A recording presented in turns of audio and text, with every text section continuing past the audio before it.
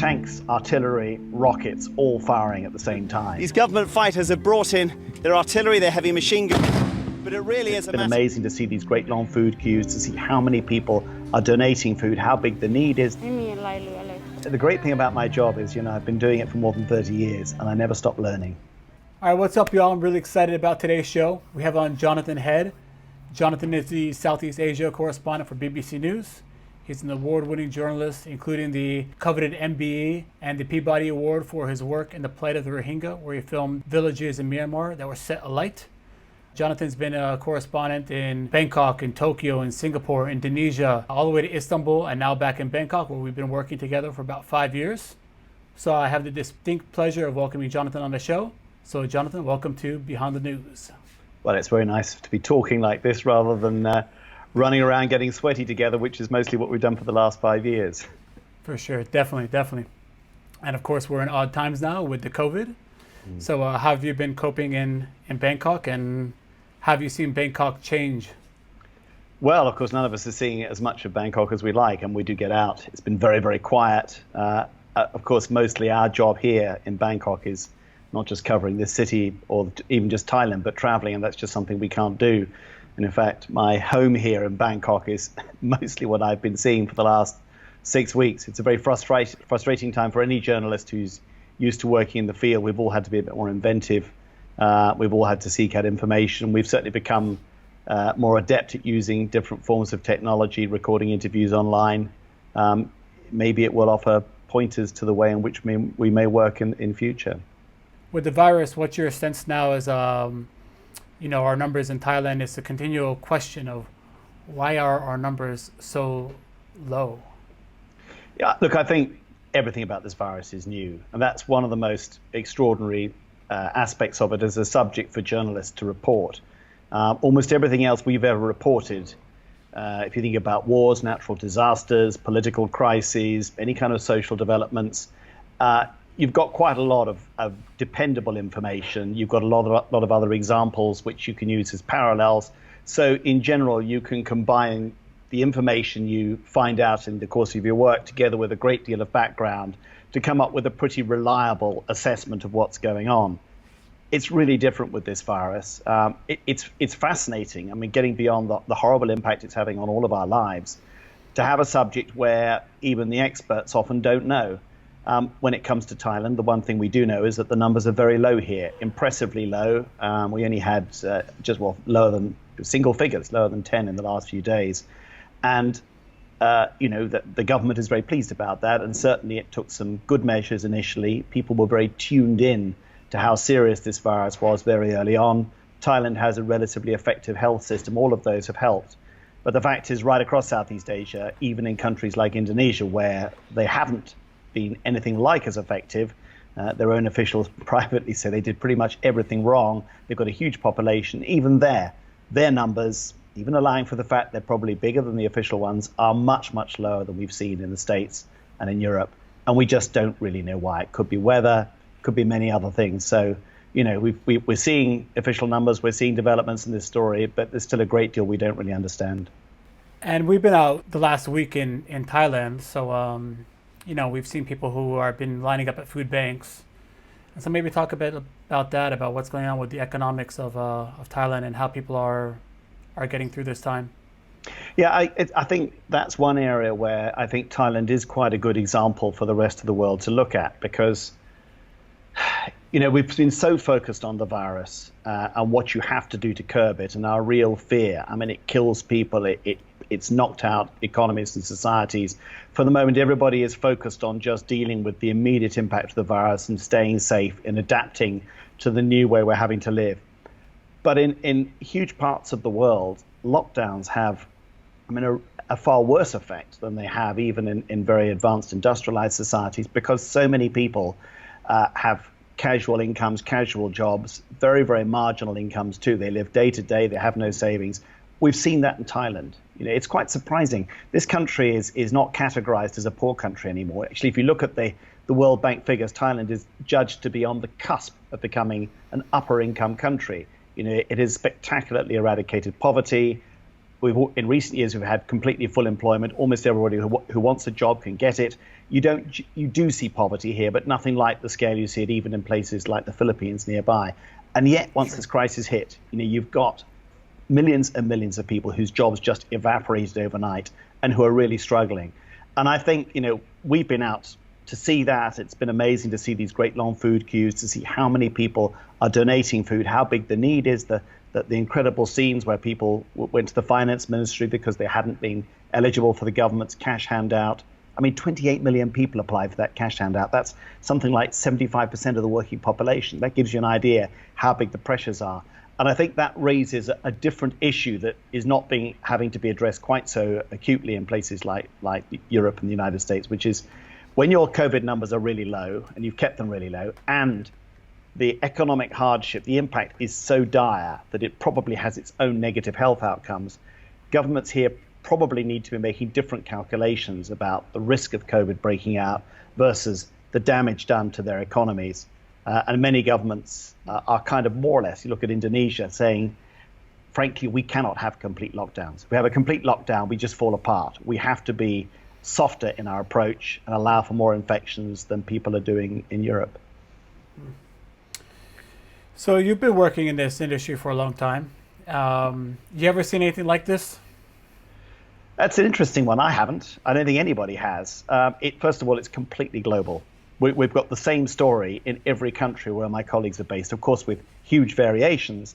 But the fact is, it is the only story in every place where the BBC has a bureau. Whereas normally you've got a huge diversity of stories coming from around the world. It's knocked everything else off the news agenda, but it's also crippled the way in which we work. Even in dire war zones, we usually find a way to get in. There's a few parts of the world that we've always found very, very difficult. North Korea, obviously, you only get in there with sort of, on government trips. Some wars are extremely challenging and do require massive amounts of planning and minimal numbers of teams going in. But for all of that, to have a situation where the health requirements and the safety requirements mean that you just can't travel for a start. You can't. In Thailand, it's difficult even to travel between provinces. When you go out, you've got to keep your distance from the people you're interviewing. You've got to do more and more on screen rather than going out face to face, which we all prefer. You get much more from people meeting them face to face. So the way in which we're having to work and the sheer universality of this story and the fact that it affects all of us. Some of my colleagues are writing not about covering people with COVID-19, but about their own infections. Some of them have been really ill. So it's a quite unique story, that, in the fact that we're all sharing this same problem. And you were around for SARS. In the beginning, did you feel like this was going to be something like SARS? It would start, then it would disappear, or did it feel different? Because all these things always start with very little information. One thing people forget about SARS is that there were reports of these deaths in southern China going around actually for months before we really started getting a sense of it, before the infections really took off in places like Hong Kong. And at that time, China was more secretive than it has been this time. That the gap between the first infections, we think, and them finally coming clean about what was going on was much, much longer. By the time it took off, very quickly, it was very unnerving that the death rate was very high. But quite quickly, it became clear that it was not spreading that quickly. Now, when this one started, the only information we had was from coming out of China. But it very quickly became very alarming. Even in January, we were getting reports of huge numbers of people queuing up in hospitals, of doctors being overwhelmed, and you had Wuhan completely shut down. There was a sense then that this was going to be different. And once we started seeing spikes in infections outside China, and we started getting better information about just how badly impacted the Chinese health system was in the areas where the outbreaks were big, it was definitely a different kind of a disease. At that stage, still, you couldn't be too sure. Was it going to spread all over the world? Was it going to completely shut down economies? It was a possibility. You could see it was a possibility. But lots of stories we've had. SARS, I think, at one point, there was a possibility, a worry about it spreading, but it didn't last very long. It was fairly early on, once we heard about the disease, that we realized whilst it was having very bad outcomes for those who were infected, it wasn't spreading that easily. So, I mean, you mentioned some of the other stories like SARS and preparing to go into war zones and things like that. Something I want to get out of these is for people who are starting out and to kind of hear some of your most intense or crazier stories you've worked on. So maybe you can share a couple of those. I often wonder whether we should do that or not, because I think, when you think about the job of being a journalist, you always remember your most incredible experiences. But of course, most of your work is really quite routine. Right. A great deal of time, as you and I know, is spent sitting around thinking about stories that you may be able to report that you can't even interest your editors in.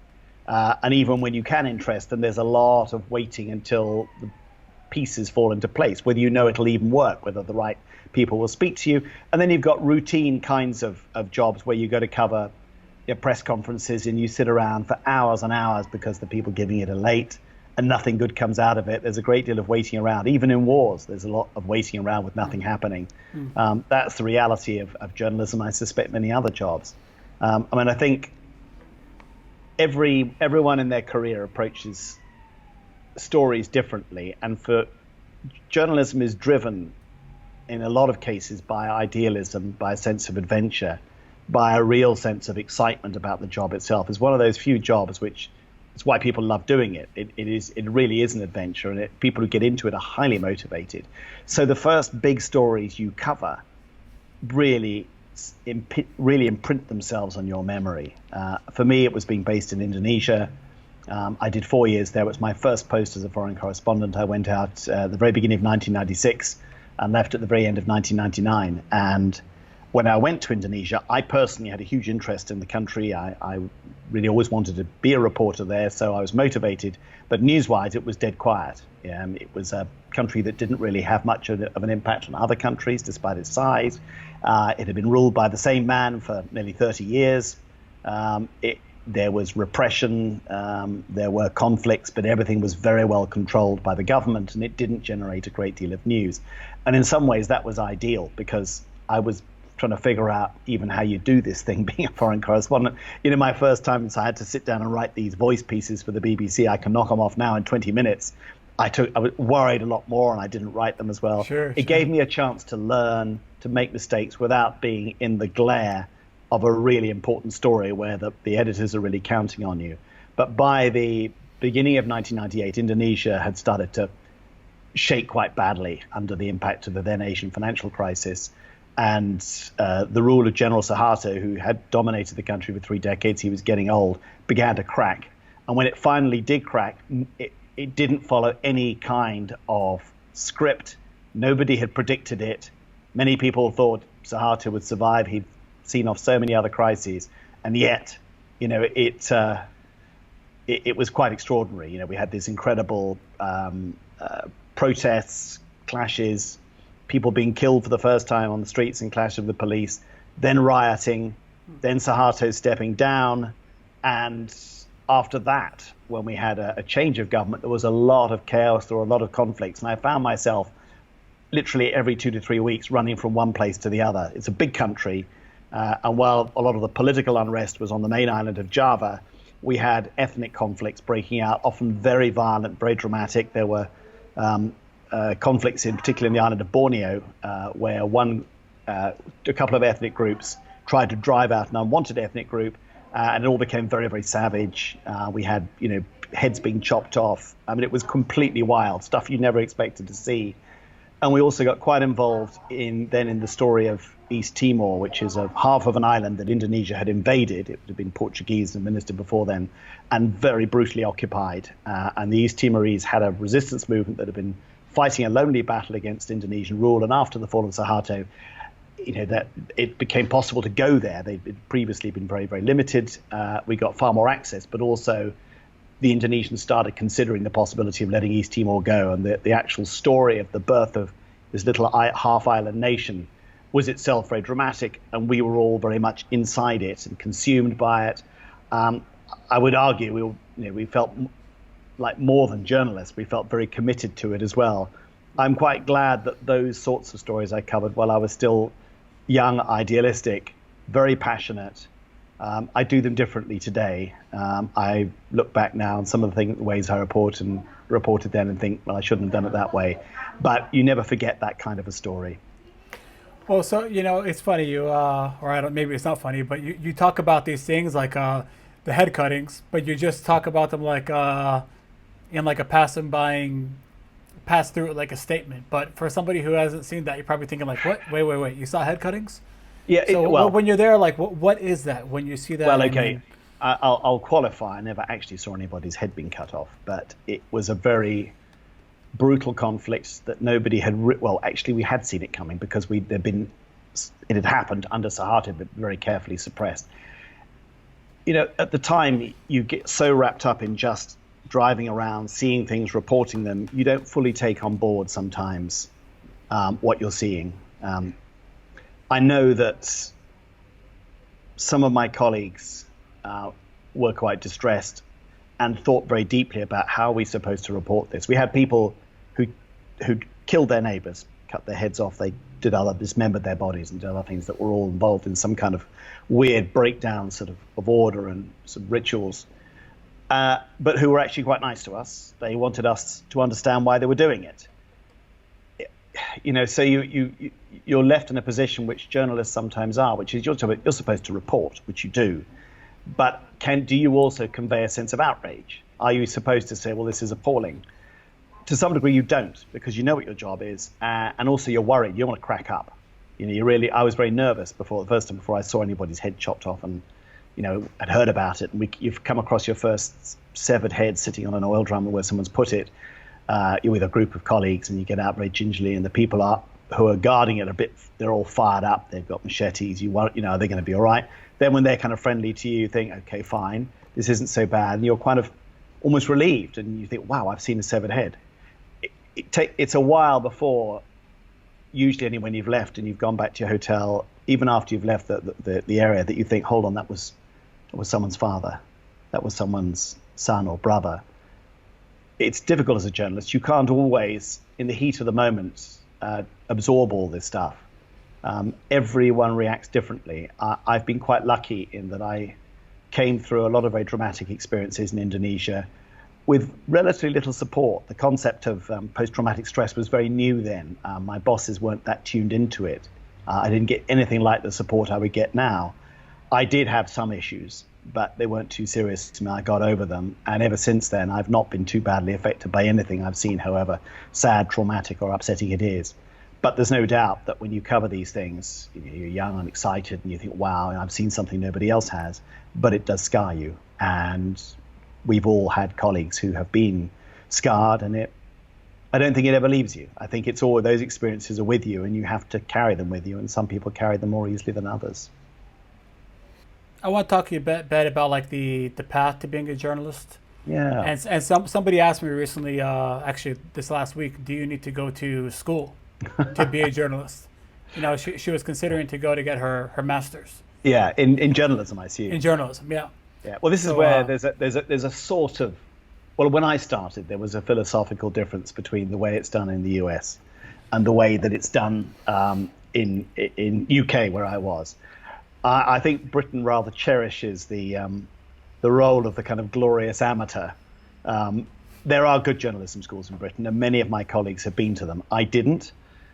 Sometimes I wish I had. Journalism's a craft. You can learn it. And it's far more difficult these days, but in the days when there were internships, more of them, or where newspapers had room to the resources to train people, that is the best way you're ever going to learn. I mean, the way I learned was I actually had worked briefly in the BBC after finishing my master's in Southeast Asian Studies, and I did a 9-month, was supposed to be a training scheme, but it was in a very esoteric part of BBC World Service. It was very pointy-headed and intellectual. Great place. But you didn't learn a lot about the nuts and bolts of journalism there. And I went to live in the United States, and I found that with the training I had, I was not yet equipped to go and get a mainstream job. And I did an internship with a local public radio station in Philadelphia, near where I was living. And they had a news report called 91 Report in the evenings that they put out. And they were really nice to me. They made room for me. I must have seemed like a real oddity to them, but this strange Englishman, and let me work with them and learn about day-to-day journalism. It was radio journalism that is focused on the local neighborhood. You reported the people who then listened to your shows. There's a very strong connection, community connection. It was very small, a small team of 4 or 5 journalists, an editor, great people, really good. I still remember them. They had such a big influence on me because I saw then what journalism really should be about, which is ultimately serving a community. They were going out, finding out about issues that they knew their audience who lived in the same neighborhoods as them would care about. It was all about schools and hospitals and local politics that was quite rough in those days in Philadelphia. That was the best schooling I could have had. Not because I learned a lot of techniques. There was no formal training, but because watching them, I understood the essence of journalism, which is just to keep asking questions and keep trying to find out, get as close to some kind of accurate reality as you can. None of us ever gets any perfect truth. There's always multiple versions of any issue that happens. But, one of the people running the Neiman School in the States says the essence of journalism is idealism and skepticism. Those are great qualities to have. In addition, I think you've got to have 2 other things that are important: balance and fairness. Now, what do they mean? Balance ultimately is unless you're a polemical or activist journalist, there has to be a representation of a fair range of views on the subject. You can't get a lot in a short report, but there has to be some sense of, not just going down one path, of trying to give people a sense of an overview. The other is with fairness. Fairness is about being as fair as you can to what you think the truth of the story is and the people who are helping tell it. People come to you to do an interview and they're very excited. They're being interviewed by the media and they usually talk too much and they sometimes go off on a tangent. You know what it's like. I've done it many times. You're trying to find a point in there and it's difficult for people who aren't practiced, public speakers. And you have to edit out of there what you think are points that they've made that are relevant to the story.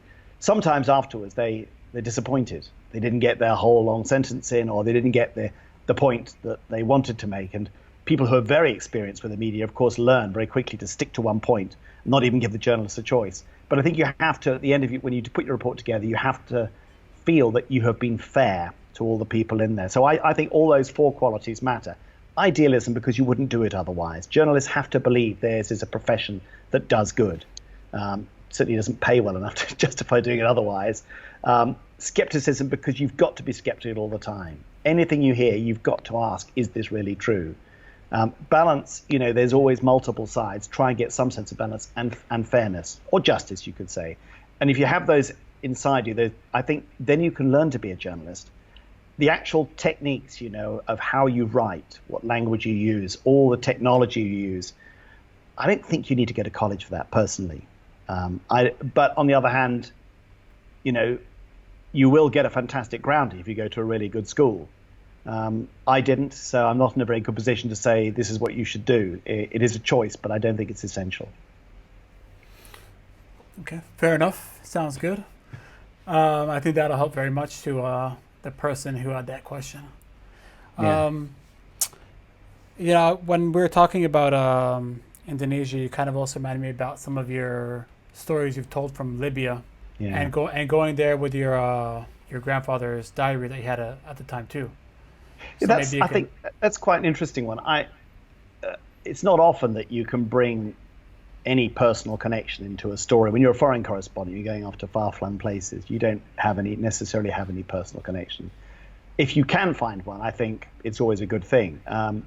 I'd never really thought about this much before, because until 2011, when the Arab uprising started, most journalists would never, ever have expected to go to Libya. It was one of these strange places, a big kind of square on the map. Everybody knew about, mad old Colonel Gaddafi. It was a very thinly populated place, but it was hard to visit. It's a very small population. We just didn't pay a lot of attention to it unless it happened to sort of occasionally imprint itself on international news. But once the Arab uprisings happened, quite against expectations, started in Tunisia. Egypt was the main focus. Everyone knew, in Egypt there was a lot of seething unhappiness with the government there. It's quite a sophisticated country, a big kind of, population under a lot of economic stress.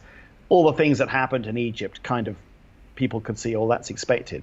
Nobody ever expected uprisings in Libya.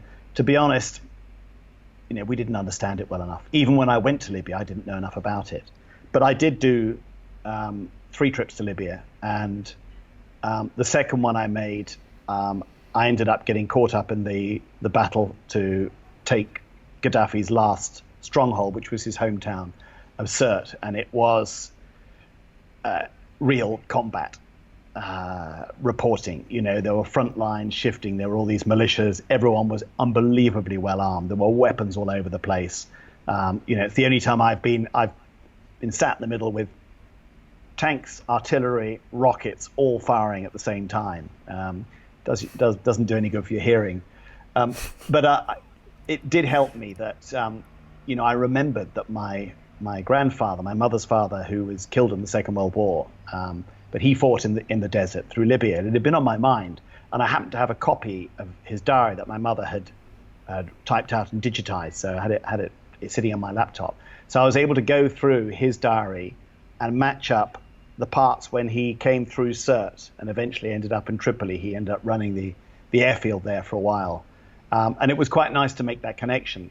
And one of the reasons I liked making it was because my grandfather wrote this diary because at the start of the Second World War, he volunteered, as so many men did, but he actually volunteered initially to be an air gunner on a bomber, and he didn't expect to survive. And because my mother was then very young, she was only born in 1939, he wanted to write a diary explaining to her about himself, his life, things he loved, his tastes in literature and things like that. But also he puts an explanation as to why he did it. He was in his late 30s. He didn't have to sign up. He could have gone into a much softer job. And he was trying to justify why a man who had a young daughter and a wife, in a very close relationship, why he would choose to go off and fight. And I found that one of the characters I was covering, he was a sports teacher at a school in Misrata. People may remember Misrata was a city that was very heavily bombed and besieged for a long time by Gaddafi forces, and eventually it had rebelled against Gaddafi. And as the siege lifted and Gaddafi fled to Sirte, the people in Misrata joined these volunteer militia groups who went to try and finally overthrow the last vestiges of the Gaddafi regime, and he was one of them. And I spent quite a bit of time with him. We lived with him out in a house outside Sirte. We go back to his home in Misrata. We saw his family. I think he had 6 kids. He had one very, very small baby, just probably 2 or 3 months old. And he was older than many of the other volunteers. And I talked to him and said, why do you do it? You don't have to. And the Gaddafi regime is probably on its last legs. And it's very risky, and it really was, these last attacks on Sirte. But he very much like my grandfather, he'd argued that he just felt he had to do it. It was his country, and that he felt his country had been sort of crippled by Gaddafi, and it was their last chance. He felt they really had to make sure they finally got rid of this regime they didn't like. And so it was nice for me to be able to make that parallel between his thinking and the thinking that had been written down by my grandfather way back when he started writing his diary in 1939. And your mother does not have memory of her father? She has some, but she was only 4 years old when he was killed. Wow. He was very unlucky. He actually fought through the desert where he was with the RAF, and wrote grippingly about it in his diary. It's full of descriptions of what it was like. And then he was on leave in June of 1943 and was very suddenly called back unexpectedly. And this was when the whole of North African campaign was almost over, and I think they were planning for the invasion of Sicily and into Europe. Whatever it was, he was clearly needed. He had some kind of intelligence role, and he ended up on a plane that was supposed to fly from Cornwall across the Bay of Biscay to Gibraltar to meet up there with another group of people and get involved in the planning of the invasion of Sicily. And on his plane were quite high-ranking, all British officers. And the plane had engine trouble, and it was supposed to fly at night because it was very dangerous crossing the Bay of Biscay, as the German Luftwaffe then knew about planes going that way, British planes, and they had fighters ready to go and intercept them. But because his mission was so urgent, they insisted that the plane, when they fixed it, flew in daylight. And he phoned my mother's mother and told her how worried he was about it and thought it was very dangerous. and that was the last they heard of him. But in fact, the German fighter pilot who shot down his transport plane with everyone on board gave quite a detailed description of the operation. So that's available. But we only discovered that relatively recently. My mother actually, to that point, hadn't known what happened to her father. Wow. So that's all while working out of Istanbul and going to Libya. So is that a completely different pace working out of the Istanbul bureau, or is it also because it was during the Arab Spring, Arab uprising, or does every bureau have a different pace, a different feel? Or they're all different sizes, of course. Istanbul was tiny. In fact, there wasn't a bureau. When I was there, I worked from home. We'd had a very small bureau and we'd lost it. And because my family was very young, then I found it more convenient to work from home. I lived in central Istanbul. It was a nice arrangement and probably a little hard on my producer Zeynep, who had to work occasionally with my young boys as they were sort of crawling between her feet. We traveled a lot. Turkey itself wasn't a story that got on the news a lot, but it's an absolutely fascinating country. It's one of those countries where when you live there, you just fall in love with it. They're interesting people, Turkish people. They seem quite formal at first, but very complex history, enormously complicated history. And if you love history, which I do, it's one of the sort of motivations for me to be in journalism. There is almost no better place to be than Istanbul. I mean, it's just such an incredible.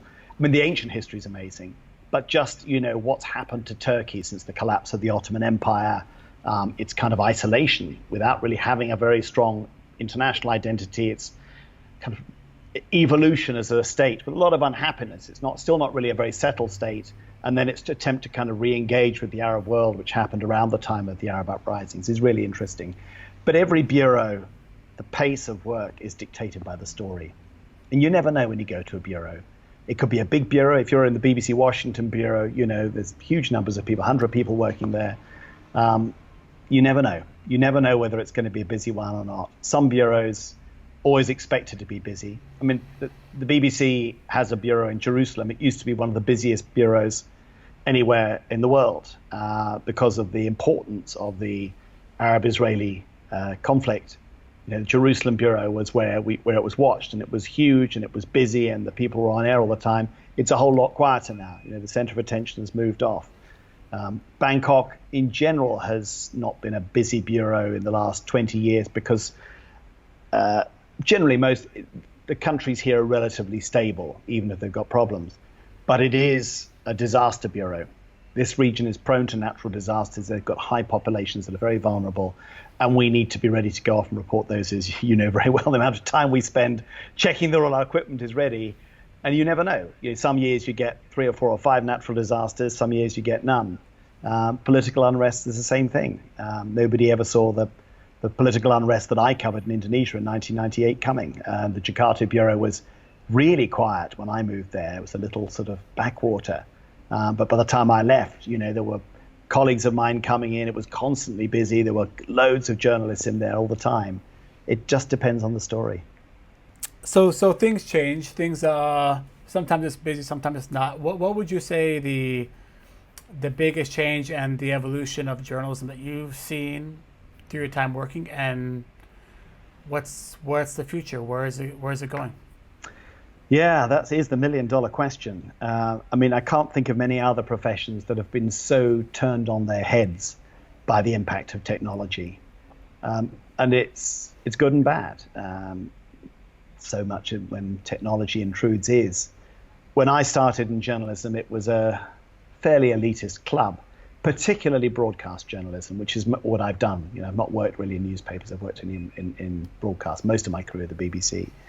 Broadcast in the old days, the technological challenges of just recording, editing, and getting broadcast stories, be they radio or TV, on air was such that only a relatively small number of companies could do it. Cameramen routinely traveled around with equipment worth $100,000 or $200,000, very heavy. They needed a lot. It was just the whole thing was such a palaver. And whenever there was a story, you got to it. You're very rare to be there when the story happened. So often we were doing stories, you'd hear about them. By the time you got there, it was all over. You'd always have to do stories that explained what you thought happened. As no one had phones in those days, and almost nobody had a camera, there was never any video footage. But what you did have as a broadcast journalist was a kind of privileged monopoly. If you got a TV story out of a place, a video story, especially if you got some action in there, the chances are you and one or two other TV crews were the only people that had it. And so when you put that stuff out, even if it was days after it happened, none of the general public would have seen any of it. Even, relatively undramatic footage by today's standards would be considered amazing to see it. So, I think in a way it made us complacent. We lapsed into formulas for TV news. The TV bulletins didn't take a great deal of foreign news, and there were always certain things they liked. They loved natural disasters. They loved anything, the old term, if it bleeds, it leads. Anything with action, with war or drama in it, that would go near the top because they figure that excites the otherwise only half-watching news audience. Of course, there are always big international conferences. It was all very limited. And what's happened with technology is two things. One is that now there's video everywhere, and it isn't professional journalists who are getting it mostly. It's democratized journalism because everybody can record everywhere. These days, whenever something happens, 95% of what's recorded won't be recorded by journalists. But also because of web technology, it means that the ability to broadcast has now become democratized too. Anybody can set up their own personal news site. I mean, that's in effect what our IG and Instagram and TikTok and all of our social media apps give us the opportunity to be our own broadcasters, our own YouTube channels. And that's created a mass of material, but without the sense of curation. The elite. When I started being a journalist, I was a very skeptical journalist. I'd been very left-wing when I was younger. I was very influenced by the critiques of people like Noam Chomsky of the established media. Chomsky always argued that the established media, for all of their liberal good intentions, had failed to call the US out, for example, on foreign policy acts that were unacceptable, like the bombing of Cambodia or the Vietnam War. And I came in with that attitude. But in the end, the media there was a kind of liberal consensus. People tried to be fair and just, but we were very influenced by human rights. We tended to be skeptical of governments. Now people, whatever your point of view, extreme right, extreme left, you can create a very compelling news site of your own. And that means that for the ordinary public, they can see something that's just as compelling and interesting to watch that might come from a very extreme and very unfounded point of view. And there's less trust in the mainstream media. So on the one hand, we've been outflanked. We've lost a lot of our audience because their attention's being spread across this massive social media material output. On the other hand, because they're seeing so many different points of view put very persuasively, they're starting to say, well, maybe I don't trust the sort of mainstream point of view put by the media anymore. So we're also losing that level of automatic trust. People say, oh, well, the media may not be right. And the ability to catch us out is there. The media always made mistakes. They were often complacent and not good enough in acknowledging their mistakes and their limitations. But nowadays, the moment you make a mistake, you can get caught out. Somebody can fact check it. And so, the status of the media and our role has been challenged like never before. And it's hard to know how we come out of that. I think the argument for a well-trained, professional and idealistic media that holds to those really important principles, idealism, skepticism, balance, fairness, that's still really important. And the best exemplars of that, the big media who hold to these principles, I think have to stand for them and have to defend them. But whether we sustain enough broad public support is still a very open question. So you brought up a really interesting point, which is like consensus in the media and how, I've been asked this a lot, is there like a consensus at BBC? Do people tell you have to do something? I've never been told anything. I've never been given a point of view. We report and that's it. So what is where did this fake news start and how can we combat it? Do we need to combat it or just keep doing our job? And well, fake news, of course, is it's a term that's only existed in the last 5 years. And what is fake news? Initially, when we heard the term fake news, what we understood it to be was people using the access that social media and the web gave them to create what looks like authoritative news, but actually is based on total falsehoods and is deliberately false. It's meant to mislead. I'd say that is fake news, something that looks like news, properly reported and researched reporting, but one that's actually got an agenda and is deliberately distorted or falsified. But of course, the term is now used, essentially by people for anything they disagree with. It's almost been devalued. I think the idea about consensus, I think that's not true. You look at the array of opinion that's in the mainstream media now. The reason I think that there is this idea that there's a consensus among the mainstream media is, if you're an experienced journalist, you tend to understand that the world is very rarely black and white. It's in shades of grey, and also you begin to realise there's a lot of things you just can't know for certain. A few things you can. You're really aiming towards saying something decisive, but you've got to qualify. You're trying to be accurate. That tends towards moderation, towards caution. It can be frustrating for people who want easy answers, who say, hey, there's got to be an easy answer. And of course, what's happened with both politics and journalism is people have discovered that if they come in with a very dramatic, opinionated or straightforward answer to a problem and present it right, they get themselves a huge audience. Even if in the end it turns out that isn't the answer, they will be exciting and compelling and people will follow them. And the journalists who are saying, hold on a minute, it's not that simple, just aren't as exciting to watch. And I think that people tend to think, oh, that's the consensus is the kind of complacency of the mainstream media who support the establishment. They're never willing to kind of call things out.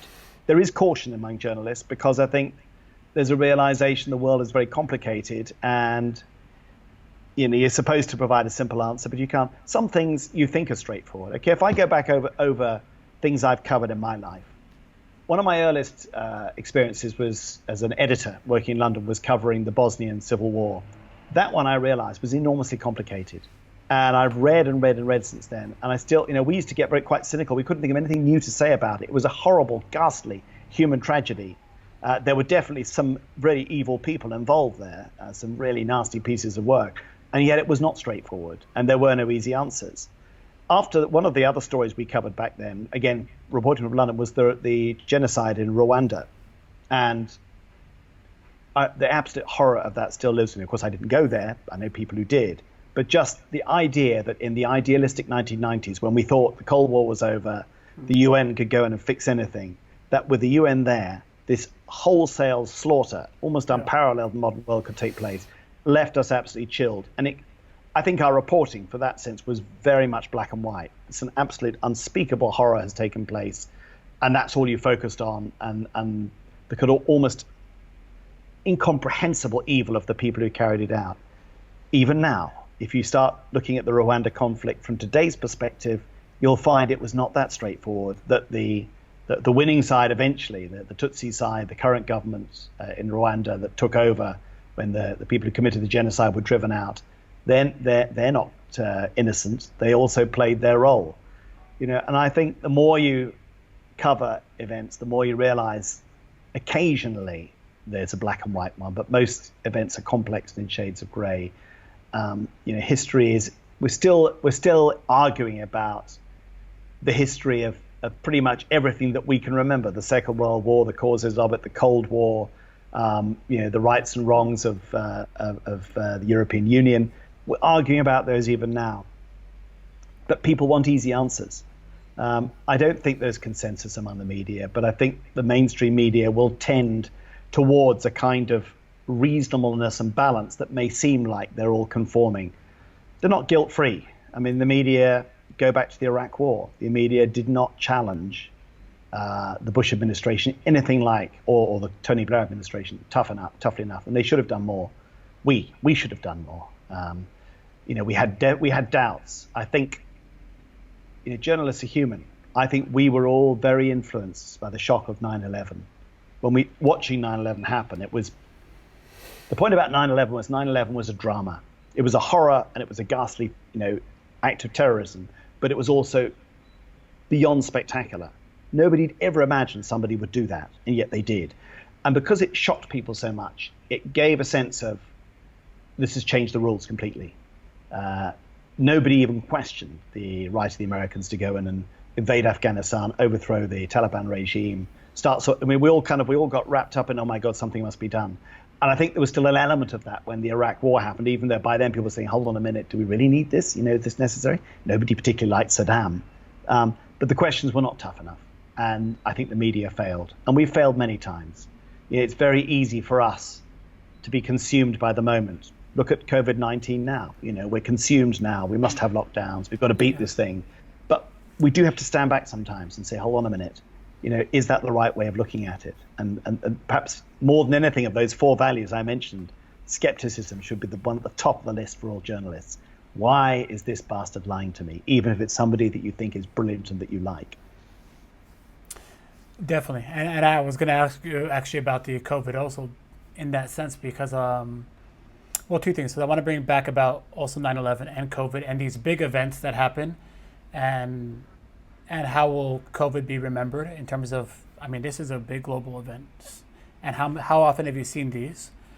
But then there's nothing parallel with this one, is there? Because we don't know when it's going to end, do we? But I think but in terms of these big life world-changing events, 9/11 is the right parallel to make here. After 9/11 happened, those of us watching it, we can all remember where we were when we saw those planes flying into the World Trade Center.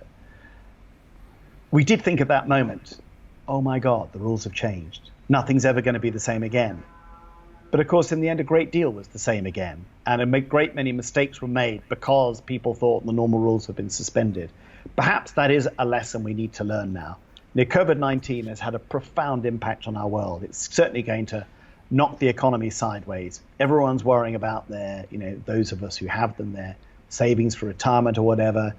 It has all sorts of effects on us, their job security, their kids' education. All of us are affected. And it is very hard to stand above it and say, how's it going to be? I really don't know. I hesitate to say, oh, well, everything will get back to normal. But of course, I suspect most things will. I think, of course, we will find a way to deal with this virus. There's enough human technology, and it's deadly, but it's not completely wiping entire communities out. We will adapt, and we will probably adapt in a way that 95, 98% of what we did before can still be done. It will certainly knock off some easy paths to prosperity. It might raise questions, but I hesitate again. We think these great dramas are going to make people change their views. Will people question the globalized consumer society? They were already questioning it anyway. The 2008 financial crash made people do that.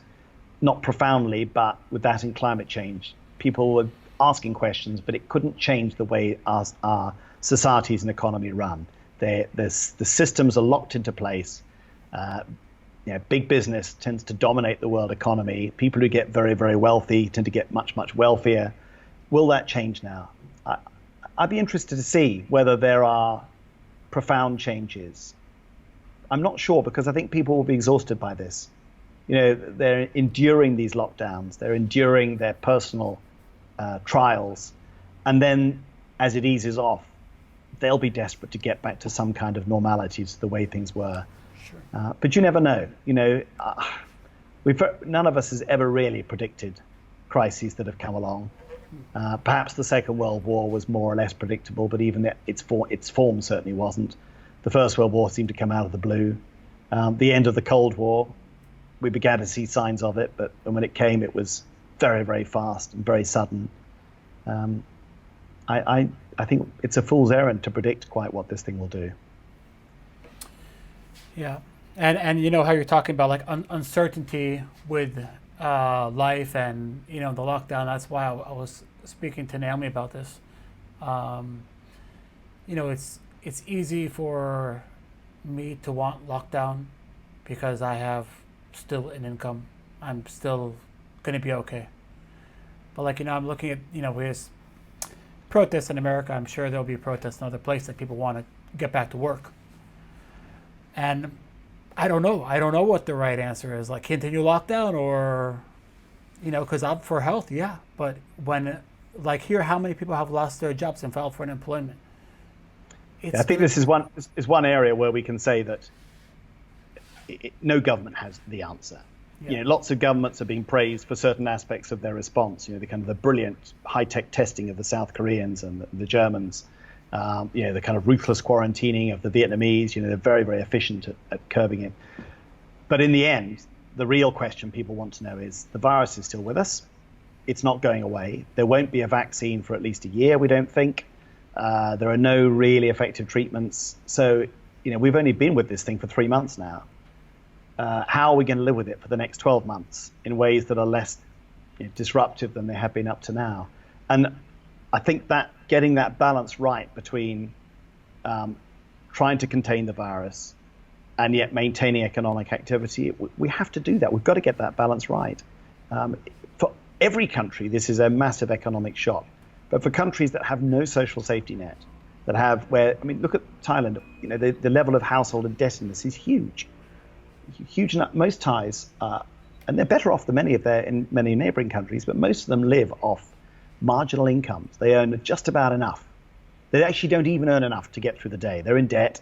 They might pay off their debts. They've got to pay off their motorbike they might have. They'll be paying some kind of rent. They'll have a little bit left over for food, pay the food for schooling for the kids, clothes, nothing else. When this stops, they hit hardship straight away. And so all governments are having to make this calculation now. And I think, all of our news coverage, it's funny how we go in waves. All our initial coverage was on the disease and how much it spreads. Then it was on, oh my God, lockdowns. Are we doing them fast enough? And then all the questions there have been, particularly in Britain and the US, was the government too slow? Did it do the right thing? Has it been in denial? That's all going on, and inevitably it will, and we'll keep asking these questions forever. But in countries like Thailand, it's a very authoritarian system here. It's in the culture, and particularly with this government and the way they've declared a state of emergency, it's sort of father knows best. The government sits in secrecy discussing, we never know what their basis of their decisions are, and then suddenly out come these edicts, do this, do that, lockdown, not so much of a lockdown. But they must be thinking about the economic impact on ordinary people and how long they can last. And perhaps they need to be more honest. Perhaps more governments need to come out and say, we could do more. We could be strict with the lockdown. We are really worried about COVID-19, but we're also worried about the enormous costs of the lockdown going on and the costs to people's health, their psychological well-being, the sort of well-being within their families, the sort of happiness of their families. Those things aren't generally counted the way that body counts and deaths from COVID-19 are counted. And they will need to be thinking about those. It's very, very tough decisions. There's not enough good information to be making those decisions. And even when there is, they're trade-offs, and they're not comfortable trade-offs. Okay, great. And perhaps as journalists, we need to, as journalists, our jobs are to call governments to account.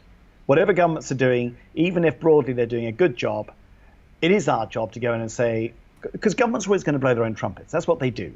Fair enough.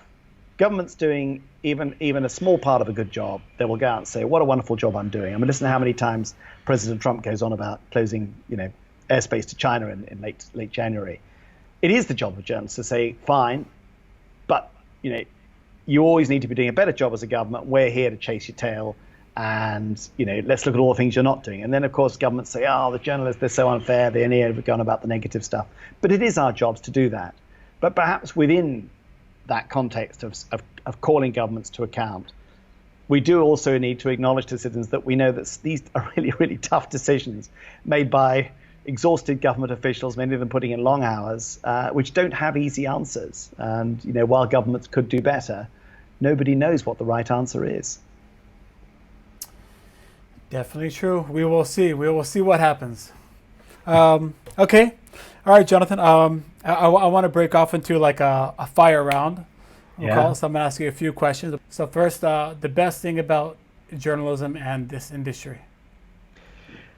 The best thing about journalism, being a frontline journalist, as I am, is the immense privilege you have of being a witness to dramatic events. Sometimes at a personal level, you're seeing a drama inside somebody's family. It's always a privilege to have a window into every aspect of what makes humanity tick. And we get a better window than most people do. And it is a privilege. We ask people to let us come into their lives, often at the very worst moments. We intrude in areas where there are crises going, where ordinary citizens can't go, and we get a window and a view. And that, to me, is the best part about being a journalist. For the industry, it's camaraderie. Journalists love their jobs mostly, and most of them know how damn lucky they are to have them and to be in this profession. And, we share that sense of privilege, and we also share the dramas we've shared together. We've been in amazing situations with colleagues. You never get better friendships than the friendships you form through sharing those visceral, really life-forming experiences. Sounds great. Okay, and then one piece of advice you would give to yourself when you first started that you could give to somebody else as they are starting out. I would say, I've given this advice before, that everywhere you are, there are stories worth telling. Journalism is stories. It's about, whatever's happening out there is meaningless to people until it's turned into a story. And our job is to do that. It's to give people stories that they want to follow, to learn from.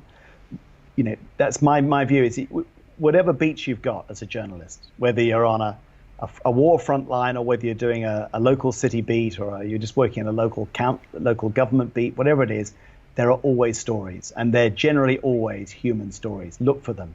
You can travel on your regular route to work, on a train or whatever, and look around you, and every person around you, however bored and tired they look, has a story. And our job is storytelling, finding the ones that mean something and tell people something. Love it. Cool, Jonathan. I don't know. I think that's kind of about it. What do you think? I'm sure we could go on talking for hours and hours, and by that stage, whatever audience we have will have long gone off to have a drink, make a cup of tea, or gone to sleep. I think this is great. Hopefully we'll do this again. I mean, these are fun. Yeah. So they are. They're brilliant. I hope you enjoyed it. Very much. No, it's. I don't think the great thing about my job is, I've been doing it for more than 30 years, and I never stop learning. There's so much I still have to learn. Need to live to be about 300 years old before I'll ever be any good at it. I love that.